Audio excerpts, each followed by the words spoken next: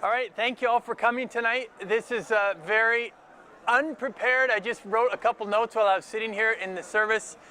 I've written about 20 little teeny pages like this while I was in the jail of more detailed notes which may get written up sometime. I want to start with a verse because this was, God was speaking to me throughout the whole time. I've been reading through the Torah, that's what we call it in the Muslim world, the Pentateuch, and I was just at the story of Balaam when I was arrested. So, I just got to that. So I get to the jail and I start reading the story of Balaam. And you remember what happened? You had these people who wanted to have Balaam curse God's people. And there's a great line in there. Balaam says, "How can I curse those whom God has not cursed?" You know? And then later on, I actually made it through like 30 or 40 chapters of Bible reading. It was great for my Bible reading being in jail there. At the end of this time, I get to later on in Deuteronomy where it says, God has turned the cursing into blessing because he loves you. And that's what I felt. They were people who wanted to curse me, but they couldn't. They just couldn't because God was with me, and I really felt it in so many different ways. I want to tell you guys the story behind why this happened, just a little bit of background. You want to wonder why this happened. In Turkey, they're trying to get in the European Union. There's religious freedom there. There really is. And there's some of us who said, well, if they really say they have religious freedom, someone needs to go out and actually test it to see if they really mean what they say. So 5 years ago, we had Mickey Walker come and teach us how to do sketchboard. You know, good old-fashioned sketchboard. And Turks are not as apathetic as many Western Europeans. They're very curious. And so we started doing that, and now 5 years have passed, and not just sketchboard, we've used all sorts of things, flame breathers, tracting, unicyclists, everything, anything that'll draw a crowd so we can tell them about Jesus, as well as, you know, anything else. 5 years we've been doing this with a group of people from different churches and different mission agencies in Istanbul, and we work with lots of different short-term teams that come through. Sometimes we're 5 people, sometimes we're 35 people. We make a big splash when we're 35 people.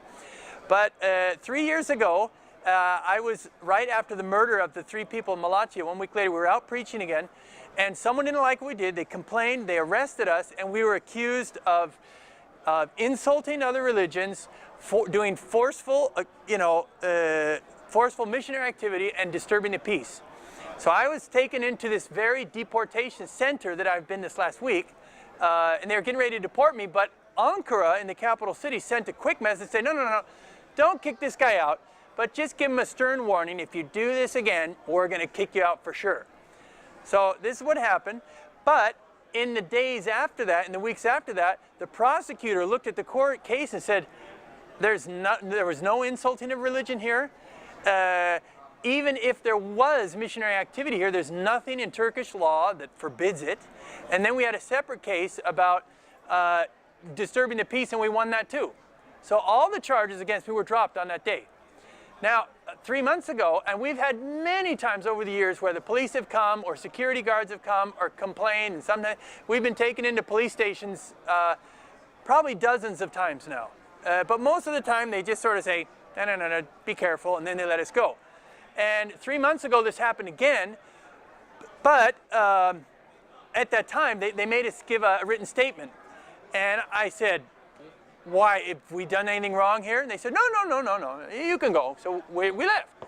Well, as it turns out, I learned just last week, they did charge us with insulting the people and starting a riot, which again is completely false. But we had no idea, and that's another problem procedurally, because all over the world, people have a right to know what they're being charged with. This is true in Europe, it's true in America, it's true in Turkey too, and they didn't tell us that. That's another issue which will come up later on in future court cases. Anyways, our 5-year residence permit was coming to an end, so we had to apply for an extension. My wife got hers, the kids got theirs. When mine came, the lady was just filling out the form just like normal and typing it in the computer, doing this, and she sees something on the screen. She looks up at me and looks at the screen, and she writes something on the paper. I peer down there and look at it, and she's writing missionerlik, which is missionary activity. So then she calls in her boss, and she goes, And then his boss calls in, his boss, and then they say, you go sit down and wait. So I waited an hour and a half. Then they call me in and they say, we have to send this to the capital city. They have to decide what to do with you. We can't. So I had applied for a 4-year residence extension, and they said, we can't decide. Here's a 1-month temporary extension. We'll let you know when we hear from Ankara. So I went home thinking, okay, we'll find out what's going to happen. Near the end of that month, I'm waiting for the response, and there's a knock on the door at 11 o'clock. This would be Tuesday night, a week and a half ago. And there's 2 plainclothes policemen at the door. They say, hello, are you David Byle? Yes. We need to talk to you. Can you come with us?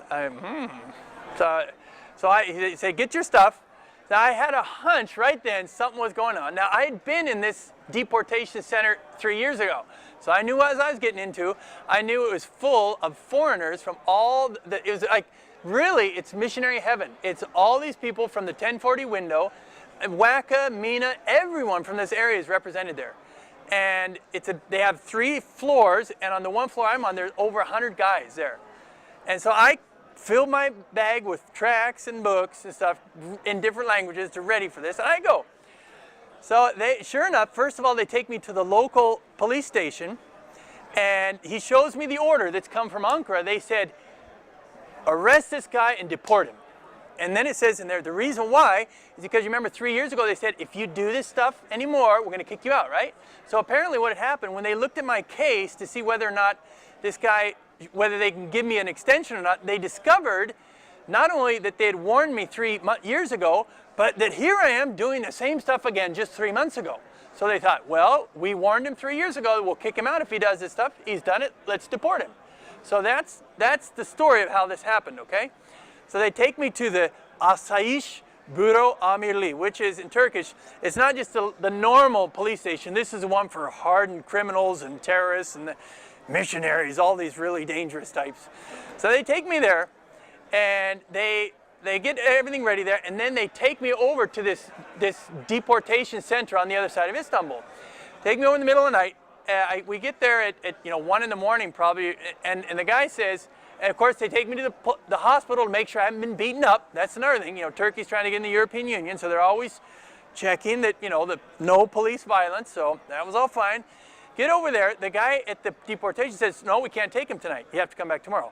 So there's a big argument between the police among themselves why they couldn't figure it out when they could bring me. So they hauled me all the way back over to Maltepe, where I'm from. I spent the night in the jail over there. Now, during that night, I had given out some books to these policemen, right?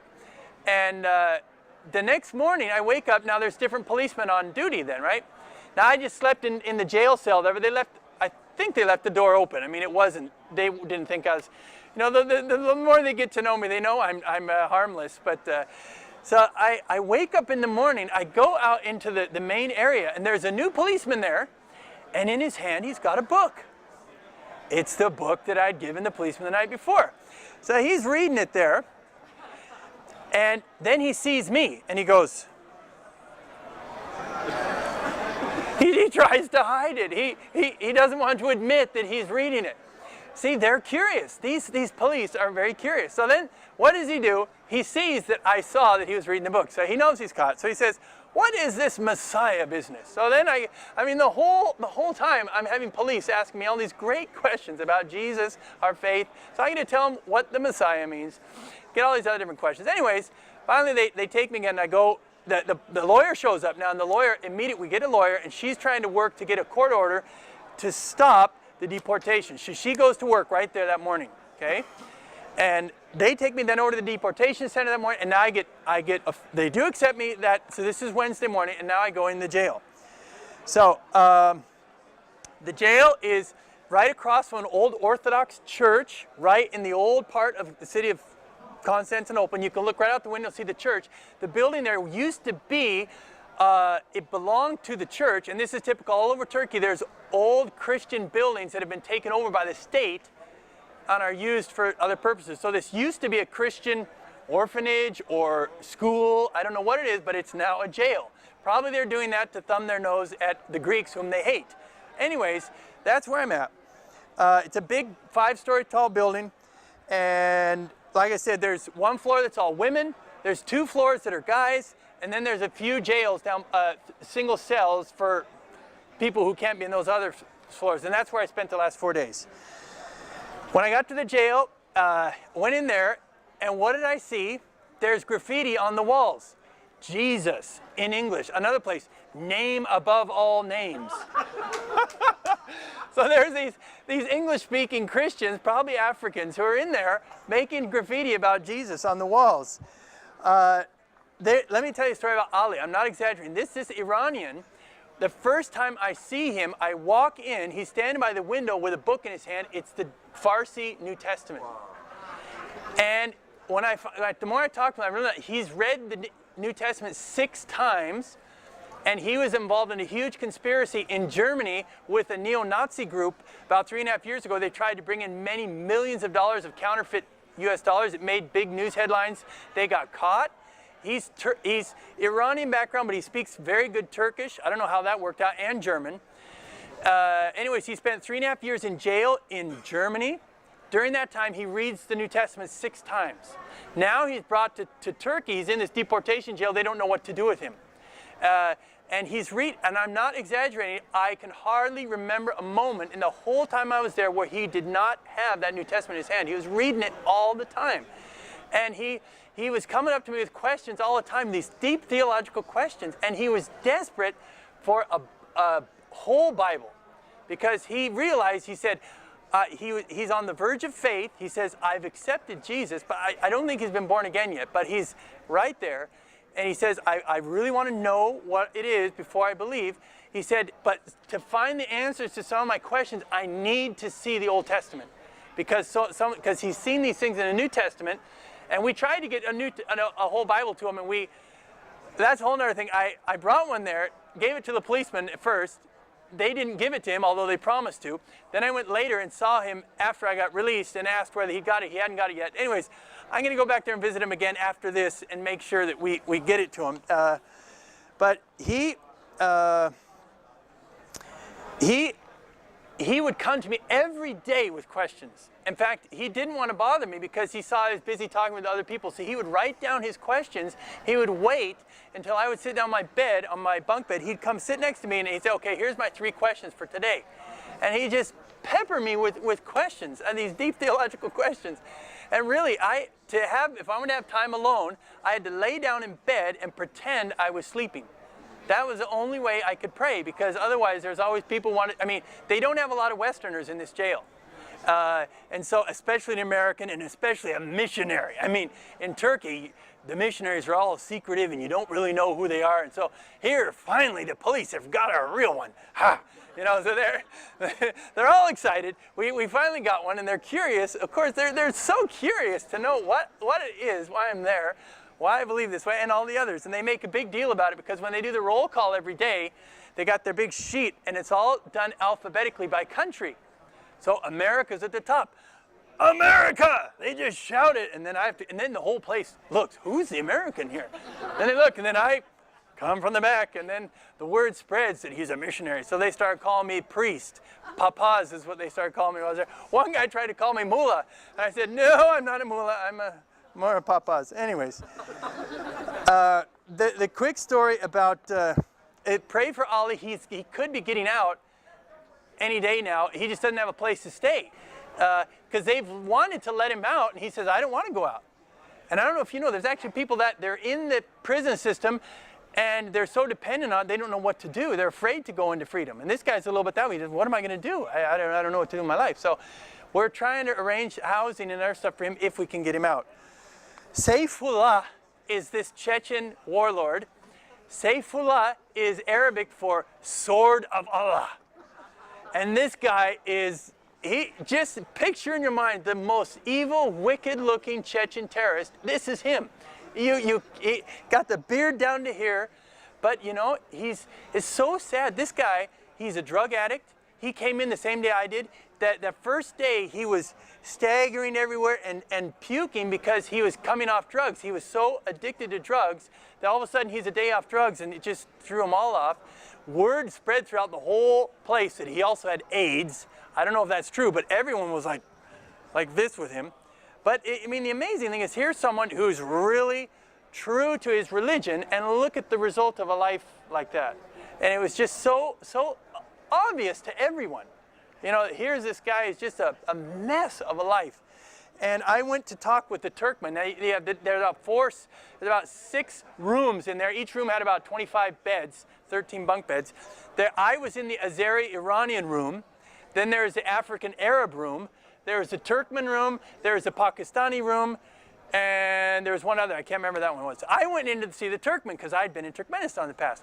I went in to sit down and talk with him, and there's Saifullah right there talking with him.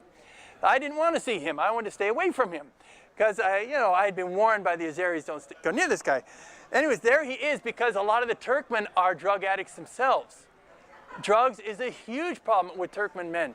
And I go in there, so I didn't want to talk with him. He's there and he says, he immediately tries to convert me to Islam. He says, why don't you say this? Allah, you know the shahada, you know this phrase, you know that you just say this little thing in Arabic and boom, you become a Muslim.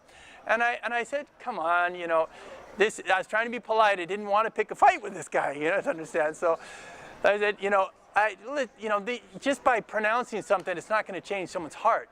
Anyways, he tried, he kept pushing. Say it. Okay, Allah. Then he gets to Muhammad Rasulullah.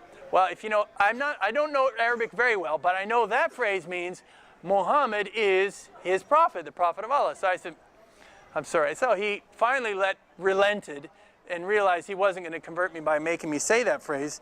But he said all sorts of other things. That was a very interesting story. But I won't go into all that tonight. I don't have time. The head imam there was an Algerian who had gone to Chechnya and married a Chechen and spoke very good Russian. Now, you don't have to be a rocket scientist to figure out why would an Algerian imam want to go to Chechnya. He did not go there to go fishing. You can be sure of that. This guy was into the jihad thing, fighting against the Russians. The interesting thing, he was in jail there in the deportation thing. His wife was upstairs. He had 4 kids. 2 girls were with his wife. His 2 sons, aged 10 and 13, were with him there. So I got to know them. He was so friendly with me. And I got to use my Russian again. This guy was very organized and proper. And as soon as I talked about his kids, I carried my picture of my family with me all the time there. So I was showing everyone. I said, hey, when you get out of here, you need to come visit me. You need to meet my kids so your kids can meet my kids. His kids got all excited. Ooh, this guy's got kids too, our age. So I was able to call my wife every day on the phone. I told her, have Johannes send some gifts over. So our kids start sending gifts for this guy's kids in jail because they had hardly any gifts. So anyways, Ulrika does this. And Ulrika, she couldn't control herself. She puts in there a Christian, Russian Christian kids magazine in there. It's for kids. It's evangelistic, everything on it, and it's in Russian. Now, when I got that, I gave this stuff to him, and I gave it to his kids, all the toys, and then I pulled out the thing. I said, and here's something else that my wife gave me for you. Because, here's a guy who went to Chechnya to fight and kill Russians, and here I am giving him Christian propaganda in Russian. I thought, this is not going to go over very well. He took it, and of course he's got 2 other Chechen buddies there, Saifullah and this other guy. They immediately, ooh, what is that? He went, blah, blah, blah. He didn't show it to anyone. He just stuffed it away. Anyways, I thought, oh boy, I've ruined my relationship with this guy. About an hour later, when no one's around, he comes up to me and he says, hey, David, you know that Russian literature you brought me? If you can bring any more of that sort of stuff, it'd be really good for my kids. I want to help them improve their Russian. And I could not believe my ears. Now, of course, there's 2 interpretations. It could be that he really just wanted his kids to have practice with Russian. It could also be that God was doing something in his heart, because 3 years ago when I was there, the prayer leader was also a Chechen. And when I talked with him, he took me into his corner. He had the best corner in the prison there. And we sat down, we're drinking a Coke together, and he says, you know, David, all the guys here, they call me Mullah. But you know, I really don't know much about Islam. It was just a big show for this guy, a power thing, to the Mullah, the Chechen who was there 3 years ago. So I knew that in the back of my mind. Here's this Mullah. Now, he told me already he wants to leave to Canada. So for whatever reason, I mean, it could be he wants to start jihad there. I don't think so, from the way he acted. Because he looked at me, when he said these things, like, I want this book, he looked me right in the eye and said, if you could bring more of that stuff. And you could just sense there was a longing in his life to be free from this system that he was in. He didn't, I can't prove it, but in my spirit, I felt like he was saying, I want to get out. I don't want to do this, but I have nothing else I can do now. But let's pray. And I mean, maybe God was, because why else would he want Russian Christian literature for his kids? Anyways, that's that Algerian imam. There is an Armenian named Gagik who is a church restoration guy. He goes in all these old Armenian churches and does restoration. He was in there from an expired visa. I had a great time talking with him. He left too. The Turkmen, I told you about these, the Turkmen, they're drug addicts. This big fight that broke out on the Sunday was between the Azeris and the Turkmen. And the way it started is this, the head honcho in the whole jail was this Azeri guy. And he goes into the Armenian, or the Turkmen room, and one of the Turkmen says, hey, don't come in here. And the Mushfik, this Azeri, says, who did you say that? Come here. Well, he calls him out in the hallway and brings him over to the Azeri room. And the guy's clever. And this Mushfik, who's sort of the head honcho in there, he killed a Russian in a fight in some part of Russia. He's married to a Russian. He had to flee to Russia. And because the Azeri police work with the Russian police, he can't dare go back to his homeland because the Russian police are out trying to catch him. And he knows if he goes to Azerbaijan, he'll be deported to Russia. Anyway, so he's a street fighter, okay? So he knows he needs to have his buddies around him. So he gets this Turkmen to come into our room and he says, what are you doing? Don't you know who I am? Wham! And he just smashes him right here. Now again, I lived in Turkmenistan for 4 years. I love the Turkmen. It was hard for me to watch that. And this ties in later because then he leaves, all the Azeris pour out into the corridor, now all the Turkmen come out of their room, and they're right there, and then a big fight breaks out. 15, 20 people, fists flying everywhere. I run to the police door, I said, come help, Mujahidet. The police come out and stop it, and then they all go back into their rooms. Now then I go afterwards, and I go talk to the Turkmen, but interestingly, before this fight, I had been over there and I was able to talk with some of these Turkmen and give them some Turkish literature and tell them about Jesus. So I'm just about, my time in that room is about to end, just a few minutes. But providentially, I was able to share with these Turkmen. Then I go back to the Azeris. Now, Mushfik is my good friend here. I know this guy. And I said, Mushfik, why did you do that? Why did you have to hit that guy? There's a better way to get people to do what you want. You know, and I started using the Injil. I said, you know, overcome evil with good. And, you know, the way of love is better. And he said, no, you. If I wouldn't have shown him his place, he just would have got even more bold and done more worse things. And then, and this is where maybe I made a mistake. I don't know. But then he starts saying, and our prophet says that we have to do this and that. Well, I didn't like to hear that. I didn't like to hear this guy using Muhammad to justify violence because he's the head honcho. Everyone looks to him as the head honcho. And if he's setting the example like that, things are going to get worse. So before I knew what had happened, right as he says this, out from my mouth slips 3 words. O peygamber değil. Which means he's not a prophet. And then things just went quiet. And there was about 5 or 6 Azeris standing around there. And they're like, ooh. Ooh. Now remember, these guys are all on testosterone. They just had this big brawl. They're all, you know. So what do? One of them goes out in the hallway, calls our Chechen warlord and says, this guy just, Peygamberimizi laf attı. He just insulted our prophet. Well, that was the end of things for me. Because he goes and tries to get the whole place up against this infidel who's saying these bad things against their prophet.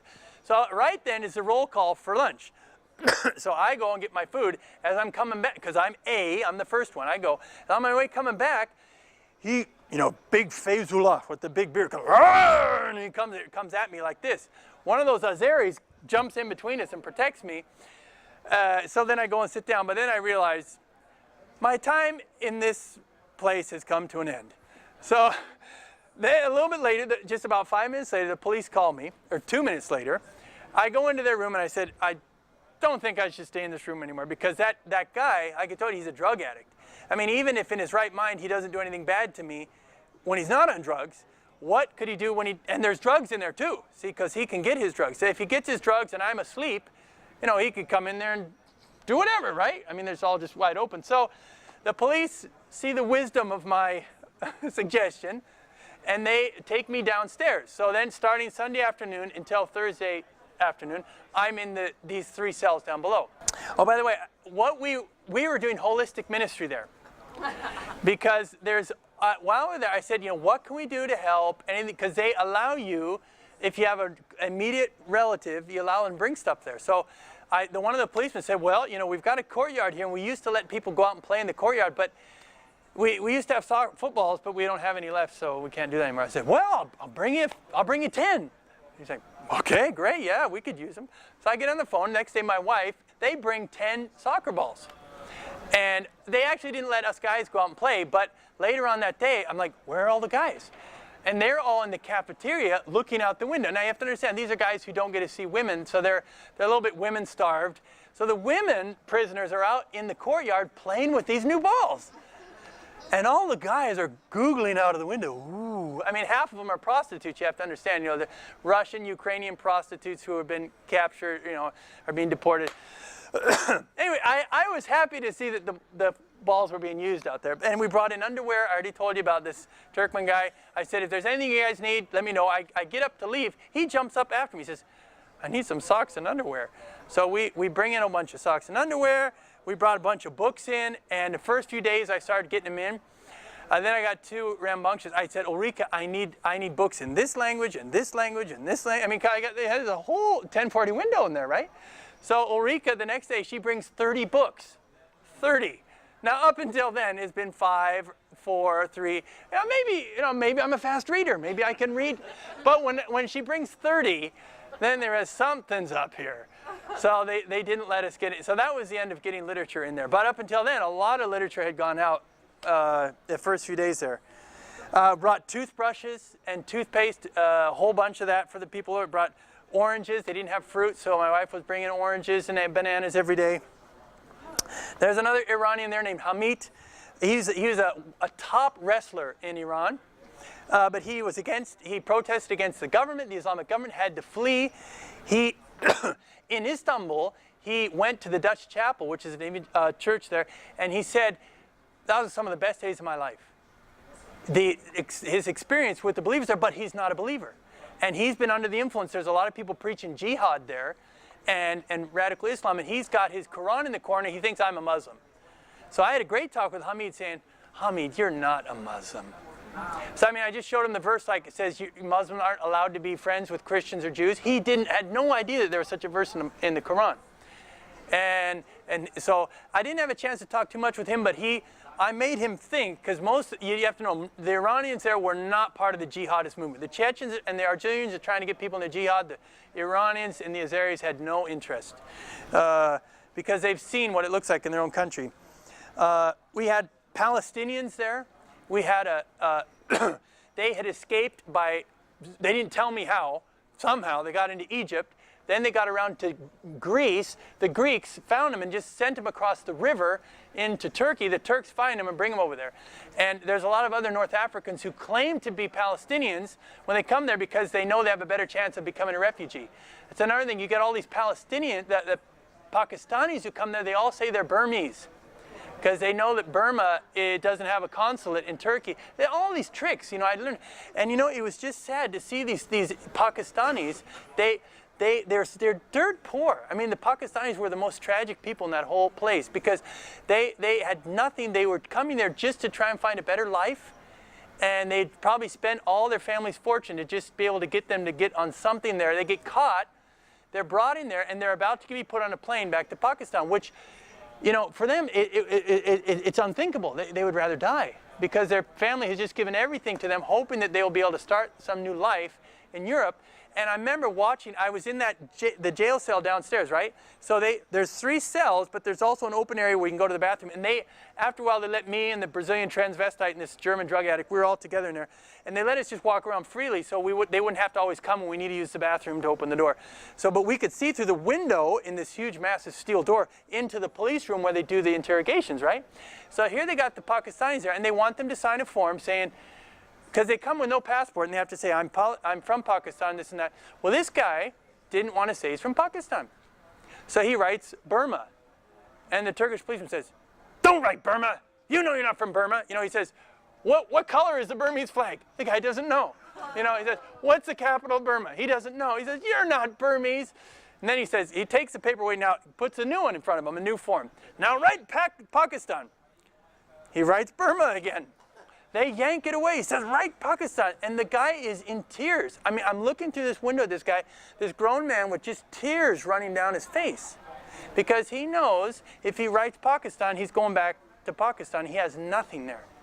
So it was just so sad to see the tragedy of these people who are trying to flee and have no hope. Now I'm going to Palestine. We got Palestinians there. And the Palestinian, when he came there, they were angry because they said, we're Palestinians, we should be let free. There's all these rules from the United Nations. We can be refugees. So they got angry. So they staged a rebellion. So what they did in their room, they took their lockers and they piled them all up against the door and put their bunk beds up against it and blocked it. And so they isolated themselves in their room and they refused to go out until they were given their freedom. The police come and they say, oh, come on, open the door. What's the matter? No, we won't come out. So the police finally freaked out. They called in the riot police, with all the gas masks and the big shields. And they bring in like 60 of these guys in 2 big buses. And they go in there and they smash that. They're trying to smash that thing open. And this Palestinian told me what he did. They're on the other side. They're trying to hold the lockers up against the wall so the police can't get in. What the police did finally is they managed to get a little crack in and they shot a tear gas bomb in there. Now, I don't know what these things are. These things are used in open squares to disperse a crowd of thousands. And they launched this thing in a room that's just a little bit bigger than this corner here. So, and he showed me on the wall, there's a huge black incinerated mark on the wall where this thing went in and exploded. And it tore apart the mattress there. So, of course, when that happened, then they all rushed to the windows, and then it was all over. The police come in with their gas masks and haul them all off, and they get whatever happened. We had a concert one night there. We all got around, and then we said, we got to sing. So the Arabs sang a couple songs, the Azeris sang a couple songs, and then the Nigerians. Now, have you ever seen Nigerians sing? It's impossible for a Nigerian Christian to sing without a smile on his face. And you just get with these guys, and they get that big smile on their face, and then it just starts coming. And you know how they sing? They sing 20 verses of one song, right? And I'm not that good of a singer, but we started singing together, and it was just beautiful. I mean, we're worshiping Jesus, and everyone comes like, whoa! I told you this guy's got this great voice, right? So everyone comes in, and we sing one, and everyone's laughing and smiling. They like it. And then I say, oh, you guys sing one. The Azeris said, no, you sing. You're a lot better than us. So we sing and sing and sing, have a great time. And interesting, on the wall they have rules about what you can and can't do in the prison in Russian, Turkish, and English. Now, I understand all those languages, so I'm reading all of them. And the rules don't match. And in the one in Turkish and Russian, it says, don't make any loud noises in here. But in the English one, it says, don't make any loud noises or singing. Now, why do you think they did that only in English? Well, I can tell you why, my hunch. There's a lot of English-speaking Africans who've gone there and done the Acts 16 thing. Now, I'm in prison, I'm going to sing. So they've had so much singing in there, like, oh, enough of this singing. So they don't have to say that to the Russians or the Turkish speakers, but for the English speakers, they need to have a special rule, no singing. Now, I told you about this, the fight. After the fight, remember I told you this big fight between the Azeris and the Turkmen? The police comes in and he brings them all in, he sits them down. He says, come on, guys, why did you have to fight? So he's sort of doing the big daddy figure, right? And he's got all these, the Azeris. So we're in the Azeri room. So he's going to do the Turkmen separate. So there's like 20 guys all gathered around. And he sort of says, now come on, let's be nice and don't hit one another. Blah, blah, blah. All right? Okay. He says, okay, how many of you become Christian? Then he turns to me, all right, David, how many of you won here? Because see, they know that I'm in there the whole time busy trying to convert these people. So he's joking along saying, all right, how many of you have been hoodwinked by this missionary in your midst? Jokingly, you know, but anyway, none of them at that time. But the commissaire, these people were so, the policemen were so curious. When the court order came saying that they couldn't deport me, the commissaire, he sat there and he was dumbfounded. My lawyer was there. He says, in all my time working here, I've never, ever once heard of a court order stopping a deportation. Now, we know that we have a little higher power working on our side that can do things like this. But he didn't understand. But he was amazed. So after that came, he called me into his office, this huge, spacious office. And he went into me with every question about faith. It's sort of like, okay, is lying a sin in Christianity? Yes, okay. Okay, is adultery a sin? Yes. I said, even worse, even looking at a woman with lust is adultery in your heart. Ooh, he didn't know that. So then he's like, okay, is this a sin? Is alcohol a sin? And then for 2 hours, he asked me every question imaginable about faith. And he'd become a Nurju, which is one of these sort of non-violent Islamic type guys. And he said, David, years ago, I was a very strict Muslim, but I learned from Fethullah Gulen and Said Nursi that there's a better way. You don't have to use violence. He said, but if you would have met me a few years ago, if what I believe is true, I would have to kill you. And he's right. If he stick by the old traditional Orthodox reading of the Quran, he would have to do that. Which, in my opinion, I love the Nurjus, but these people who are sort of this liberal Islam, but what they believe is not what the Quran teaches, and this is a problem. They sort of bring in Christian and other liberal ideas that don't wash with the Quran. Anyways, I had a nice talk with him. Anyways, I was able to share the gospel with him. Then, at the end of my time there, as I'm being released, this policeman shows up at the door. They're all happy now. Finally, David's getting released. And the guy who tells me works in some other office. He comes and he says, David, hey, you're going free today. And he said, and by the way, I'm getting engaged. My engagement party on this Saturday. Come on, I want to invite you, Dave. Come to my engagement party. I don't know this guy. This is the first time in my life I've seen him. The reason why is because news had spread throughout that whole place about me being there. Now, of course, I'm full of happiness that I'm being released, but I knew I'm going to be leaving. This would have had to have been Saturday, and I need to have time with my family. But I said, well, my wife gives me permission. I'll go. Now, you have to remember, this whole time I'd been trying to share the gospel with different people, and all these different policemen are in the room there, about 5 or 6 of them. I said, but you know, if I do come, I promise I won't give out any religious tracts there. And the police just busted out laughing because they know that's what I've been doing the whole week there. Anyways, another time I went to bed one night and they wake me up in the middle of the night and say, David, come here, the police want to talk to you. They haul me into the police room at midnight and here's 4 policemen. All right, okay, Mr. Missionary, come on, try and convert us. Come on, go ahead. So they questioned me for 3 hours till 3 a.m. on every question imaginable about faith. Again, they're so curious, all these policemen. I'm almost finished here. The transvestite, I don't want to take you guys too much time, but her story is very tragic, and you can pray for her because she may well get let out and not be deported. And if she does, I've told her, don't you dare go back to your friends at the club, because she works as a prostitute at this club. I said, come to us. We'll take care of you. We'll help you try and get you a passport. And she agrees. She says, the last 20 years of my life are nothing. I don't want to go back to that. It's nothing. And I said, but you know, you're going to have to be honest. You're going to have to become who you are. She's all worried then because she is a he, and she's got breasts and all these things, and yet because she takes hormones all the time, and she had big puffed up legs because she wasn't getting her hormones there, so we had to get a doctor. Ulrika actually went out and got hormones for her so she could have her hormone. She, so she could have hormones so that the swelling would go down. There's one other guy there. I gave him a book with these pictures of these evangelistic book. It's got a picture of Adam and Eve with the serpent there. He reads it. He goes to bed. He wakes up the next morning and says, David, I had a dream about that picture in that book. So, I mean, people were having dreams about these things there too. One other real quick thing, the low point of my time there was Monday night when I thought I was going to be released and I wasn't.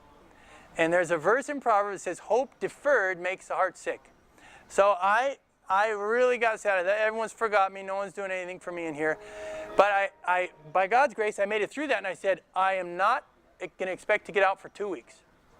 So I never allowed myself to get my hopes up. So this is just training. If any of you guys get put in prison, don't get your hopes up about release, because that will ruin your psyche.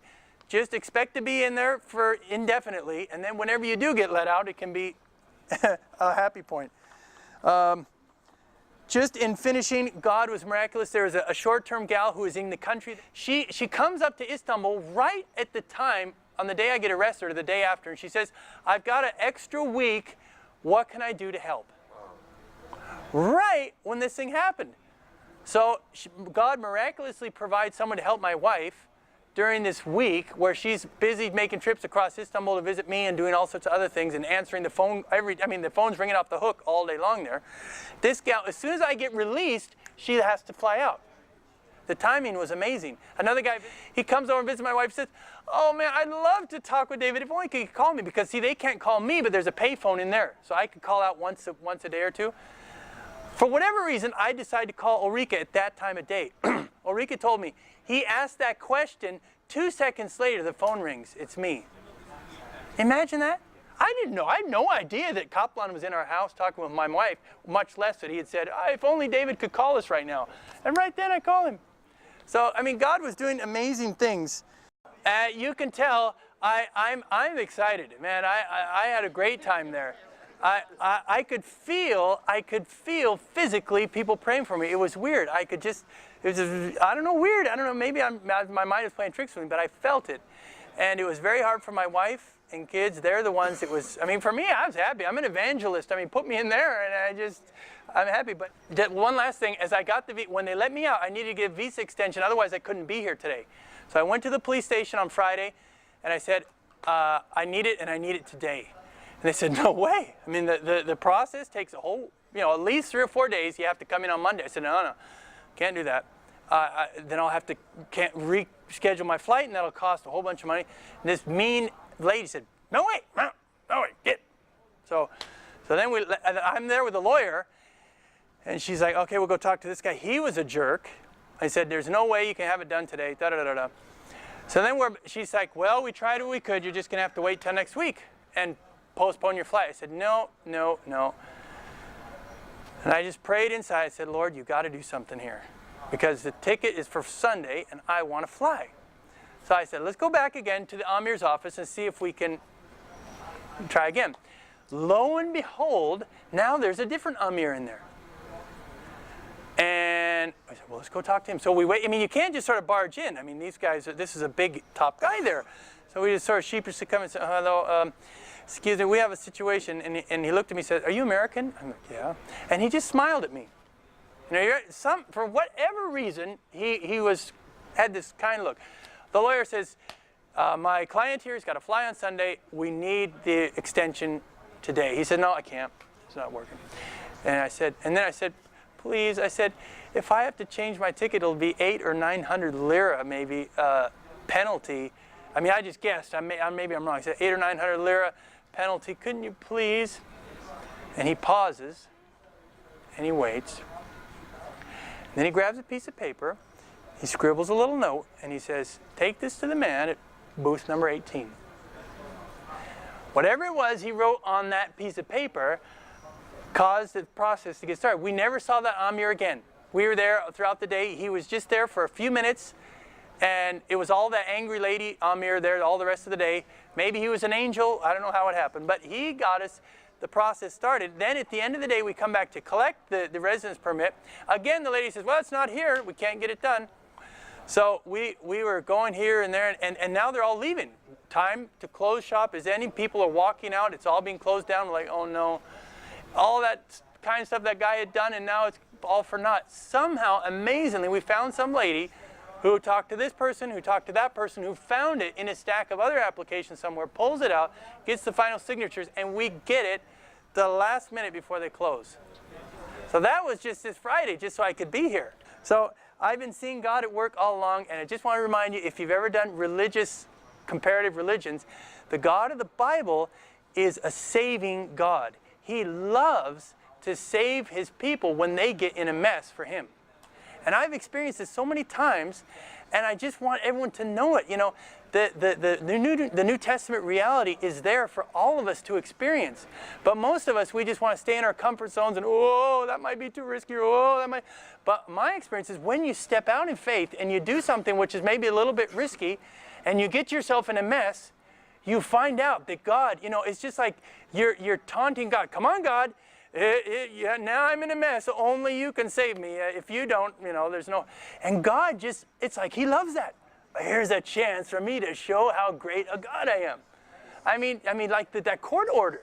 These police, they were stunned. They were stunned that would happen in 3 days. They couldn't believe it. And on many things like this. And so that's my message, I guess, to you guys, and I'll be telling other people, is that this is our God, and he loves doing these things. And I don't wish jail on any of you, but I do wish that you'll experience this amazing saving God.